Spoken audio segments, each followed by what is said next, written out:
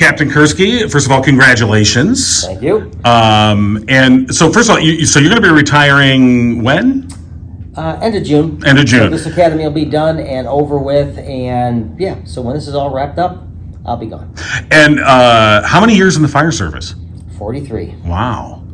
And so how long have you been with Brighton? 10. 10. Okay. Yeah. And that was with the fire academy? Yeah, I started out here with the thought of starting a fire academy, and I've done some other stuff here as well, but mainly this is my main job, is to run the academy. So this is wrapping up Academy 10 right now. Okay. So Mike, you were instrumental in helping to get the academy off the ground and get it running. So take us back 10 years to how this all kind of came together. So 10 years ago, actually 11 years ago, Kim and I were elected to the Howell Schools Board of Education, and we had some emergency services programs, the EMT program, and we had some facilities that were available at the school, and we saw a need within the community and the state for firefighters. So had a sit-down discussion with Chief Pless of Howell Fire, and we kicked around the feasibility of offering a fire academy in a high school setting for students. And it morphed from there. We brought in the other chiefs. Chief O'Brien from Brighton was instrumental in it as well, and actually became the department that provided the instructor for it. But it was a lot of work at first. We were fortunate. It was really a perfect storm. We had facilities in the high school that weren't being used, so we had the square footage to be able to offer the program. It was really incredible to be able to put a fire station inside a high school. We took an old auto shop class, we renovated the area, put in a larger overhead door, put locker rooms in, and really turned it into a fire station. But the big thing is with schools, the financial dollars are always really limited, and that was really where I came in working with Tom to get all the equipment that he needed. I was a current career firefighter at the time, and so I reached out to a lot of departments and got surplus equipment that they needed that we could use to teach the kids. We had well over $1 million worth of equipment, and the cost out of pocket was less than $10,000. So let's remind folks exactly what the Academy does. It was a unique concept to put this together. So Captain, if you will, the Fire Academy, obviously it's training individuals to potentially go into the fire service. Right. But what made that Fire Academy, this Fire Academy, is really special? Well, the law kind of changed in 2011 that said we can bring training down to 16-year-olds and certify them as firefighters with certain restrictions until they hit age 18.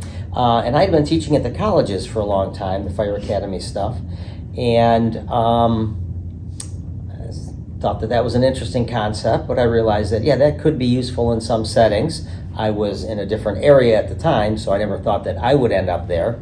And then, so once this wheel started rolling, then my name got brought into it, that I'm going to be retiring. I have a background in training. How about him? And it's like, I was kind of all set. I was going to stay at the college, and that was going to be a pretty easy one because I taught all the classes. It's 2 miles from my house, all of that. But this kind of provided me with that, this will be a challenge. This will be new. This will be something different. Am I ready to do that? And I said, yes, I am ready to do that. So came out here, and there were a lot of challenges, but a lot of great folks helped work. And again, so you call it the perfect storm. I call it the stars all aligned. Yep. Everything came together to make this thing happen. Very supportive from so many different angles. And together we were able to bring that training down to these kids so they can be a part-time firefighter, work their way into a full-time fire department. When they get older, they'll need EMT down the road for that, but we offer that through the school as well. So they could potentially leave high school with firefighter 1 and 2 certification, which is the minimum you need to be a firefighter, basic EMT, which is a minimum you need to be a firefighter, so they can start applying for jobs, and it didn't cost them anything for the training. Yeah, and it's more than just potential. In the 10 years, do you have any numbers? I mean, how many people have gone through the academy? I mean, even just rough numbers that have ended up. We go 25 a year for 10 years, roughly 250-ish. Yeah, and most of them have moved on into some form of either- Most yeah. have done fire at some point. Many are still doing it. They're picking right up and doing, what we did when we were younger. We got full-time fire department, and that was going to be our career. Some have other careers, and they're doing it part-time. And some did it for a period in their life, and then they decided this isn't right for them anymore, or they moved somewhere else that's not serviced by a part-time, paid-on-call fire department, and so they don't do it anymore. Right. But anyway, the people who even don't do this in the academy, they still got something out of the program, I like to think. Because, Life skills. Yeah, because they are there at 7 o'clock, not 7:05 or 7:07. They realize there's consequences. We run it like a fire academy at the college. So they are there at 7, no phones in the class, no one brings backpack, no one's sleeping, no one's texting each other. They're wearing uniforms, so they learn some good life skills. Yeah. So Mike, I guess talk about how unique this program is. It's one of only very few in the country. It's one of very few that have been successful in the country. There's been a lot of communities or a lot of districts that have tried to emulate this program, and they haven't been as successful. One of the biggest reasons for our success is Captain Kiurski. He is a instructor that's recognized nationally. He taught at the FDIC, which is a conference for instructors within the fire service. This program would not have been to the point that it is had we not have had somebody of his caliber teaching this program. And the important part about this to think too is, as Tom had said, 16 years old, you can get the training. So a student can go into the fire academy in their junior year, and in their senior year take the EMT. They can graduate high school, firefighter 2, hazmat operations, and an emergency medical technician, which is all of the certifications and credentials they need to get on a career department or a paid-on-call department with zero debt, which is excellent. But the nice thing is too, is when you're interviewing for a position and they talk to you and they ask you questions about where did you get your education from, as soon as they say the Howell Fire Academy, there's a level of credibility to that, and that's all because of Tom. The chiefs know the type of instructor he is, the standards that he sets, and the program that he offers. So that's a step up from a lot of other situations. So that's really what's benefited the kids a lot. Yeah. And so I saw the Brighton Fire Department has brought on somebody to sort of step in and move the academy forward. Absolutely. Yep. And so I guess, as you kind of wrap up your time, and where do you hope to see this go? So let's let someone else run it for the next 10 years. The ideal candidate to replace me, in my mind, would be younger than me. About 99% of the population is younger than me, so that wasn't a problem. Someone who operationally runs on the department, so runs on calls and things like that, which I stopped doing a few years ago. He's young enough, he still goes on calls, so that'll be great. And someone who's a little bit more into some more of the tech stuff, the more computer stuff. So, I have the kids, I play a game of Jeopardy with them where they kind of buzz in, which is old school. They remind me that I'm old school at this point in the academy. At the beginning of the academy, we're a little bit too strict. They wouldn't say that, but now they can. But now we've got him, he's got this thing, everybody bring your phones to class tomorrow. And what? We're going to play Kahoot. I go, what is that? And it's a game they can play on their phone, and it's just as fun, just as competitive.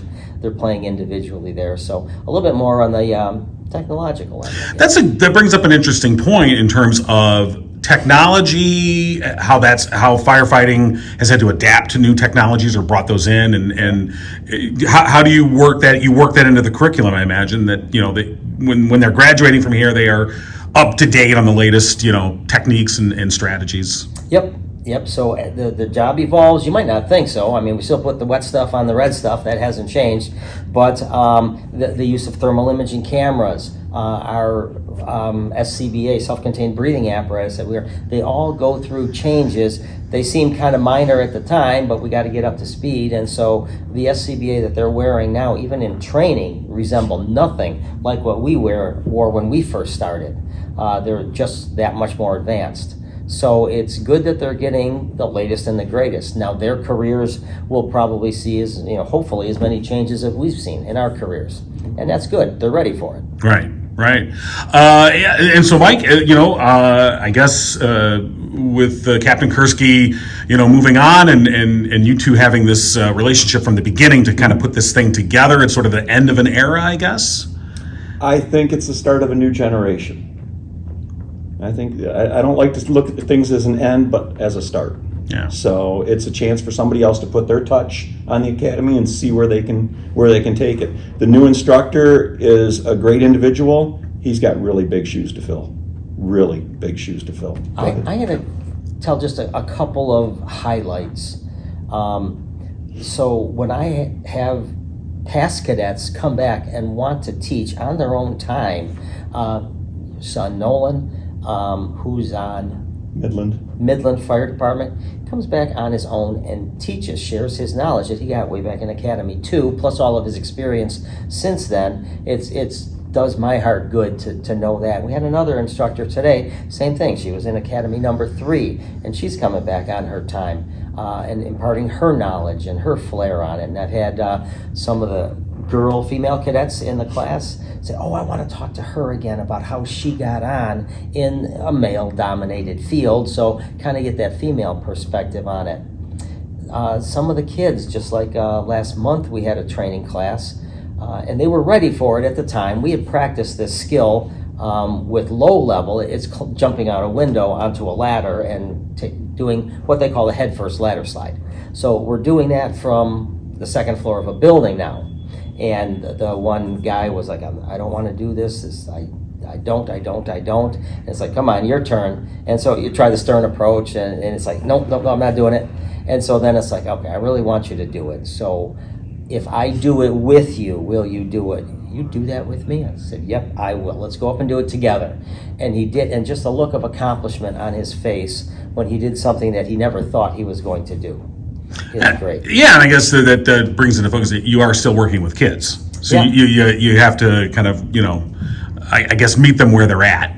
Yep. And yeah. And they have different skill sets that they bring. Some are very comfortable on ladders, some aren't. And I had one of my female cadets tell me this year that her goal is to be a full-time cosmetology person and do Fire Academy part-time. And she came up to me last month. She goes, I think I'm going to actually turn that around. I want to do fire full-time. And I will do some hair cutting, some of that cosmetology stuff part-time. I said, wow, that's awesome. So they see what's available, and they get the bug. And that's great. I love it. Right, absolutely. That's what I'm here for. Mike, final words? I think the most incredible part about this is when you look at the group of students on day one and you look at them at the graduation, the amount of growth and personal development and the confidence that these individuals gain in themselves, how they can handle an emergency situation, it's incredible. I think that even if they don't go into the fire service, that's probably the most incredible growth we can see with them.